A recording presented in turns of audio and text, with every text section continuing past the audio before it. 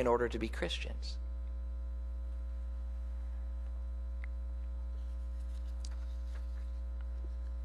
Paul says he was advancing in Judaism beyond many of the Jews his own age. And so what he's saying is, he's saying to these Christians in Galatia, listen, he said,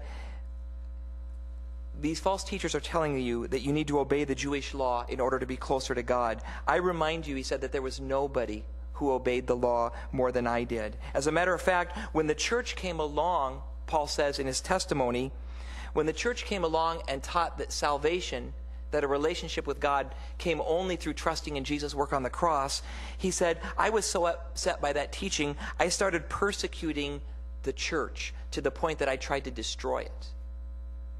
I tried to destroy that teaching. That's how zealous I was for this law that you're trying to follow now. And so in this first part of his testimony, in verses 13 and 14, Paul is telling the Galatians he was there. He had done what they're teaching the Galatians to do. These false teachers are teaching the Galatians to do. He was radical in his obedience to the Jewish law. But then we come to verse 15 of his testimony, and there's a radical change at that point. This is where he encounters God. It was so dramatic that Paul did a 180. He went from going in this direction to turning around and going in the exact opposite direction. And the difference was God. Verse 15, if you'll see, if you've got your Bible open to verse 15, there's two little words there that turned Paul's life upside down. In verses 13 and 14, Paul's talking about his life, and he says, I was doing this, and I was doing that. I was characterized by this, and I was known for that. And then in verse 15, we read these two little words, but God. But God. Paul says he had a plan, and he was following this path on life. And then God broke into his life and changed it forever. And then Paul went from being a persecutor of the church to a preacher in the church. Paul didn't expect it. He didn't deserve it. He didn't seek it, but God. But God broke into his life. And what we know is that this life-changing thing that happened to Paul, this life-changing thing, is what happens to all of us who encounter God. All of us who are Christians have had this but God experience, where we're going along in one direction, but God shows up, and he gets a hold of us, and he changes us. When God breaks through and shows us that the way to a relationship with him is through trusting Jesus' work on the cross, our lives are changed, and we find ourselves walking a new path, the path of righteousness. And we go, like Paul, from being somebody who's persecuting the church and against God's ways to somebody who's being zealous for God. Paul's life was so changed, he said, that he went from being zealous in his legalism to saying at the end of the book of Galatians that circumcision or uncircumcision mean nothing. Paul was willing to kill for that kind of a thing before he met God on the road to Damascus. But now he says, that means nothing. Those laws mean nothing. But God, those two short words at the beginning of verse 15 are two of the most powerful words in our language. You can have a plan for your life, but God. Zacchaeus was greedy. He was selfish. As a tax collector, he cheated people for personal gain. But God showed up in Zacchaeus' life. Zacchaeus encounters Jesus one day, and Christ turned Zacchaeus upside down. And Zacchaeus went from being a cheater and greedy to being honest and generous.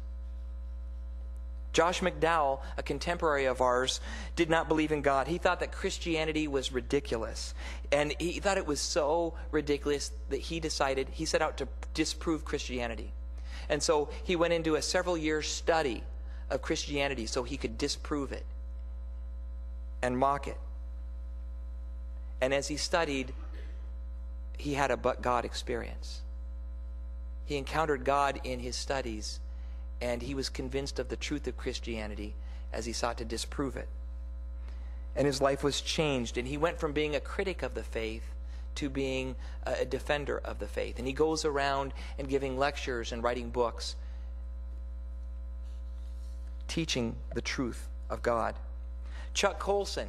Many of you remember Chuck Colson. He was called the hatchet man in President Nixon's administration. And when you're in the government and government people are scared of you, you're a pretty tough character. The hatchet man. Chuck Colson was ruthless in his dealings with people. But God entered his life. He had an encounter with God, and his life was changed. Chuck Colson went from being a hatchet man to a man who is so full of compassion, that he founded the largest prison ministry in the world. From hatchet man to a man of compassion because of a but God experience, like Paul had. I know a man who not too long ago became a Christian, and before he was a Christian, he would tell you that he would resolve most of his conflicts with fists and fighting. But now as a Christian, God is working in his life, and recently he had somebody very close to him hurt him deeply. And he said instead of using fists, now he's working on forgiveness. But God. But God. How has God changed your life? If you're a Christian, you've had one of those but God encounters. For God has entered your life, and the power of God is working in you. And the story of what God has done and the story of what God is doing in your life has great power. Your testimony is a powerful tool. And Paul used his testimony here in this circumstance as he's working with the Galatians and trying to convince them of the truth of his teaching versus what the false teachers were saying. And Paul used the power of his testimony as proof. Our testimonies are powerful. Listen to what God says about how powerful our testimonies are. In Revelation chapter 12, verse 11. You might want to write that reference down. Revelation 12, verse 11. We read this. It says that the Christians overcame the devil by the blood of the Lamb and by the word of their testimony. Two things that overcame the devil in Revelation: the blood of the Lamb and the testimony of believers. That's how powerful your testimony is. It has the power to overcome the influence and the effects of Satan himself. That's powerful. Your story of what God has done and is doing in your life is powerful. It's a powerful story. And any place in your life where God has made a difference, you have a testimony. And so each of you have hundreds of testimonies. You have story after story of what God has done.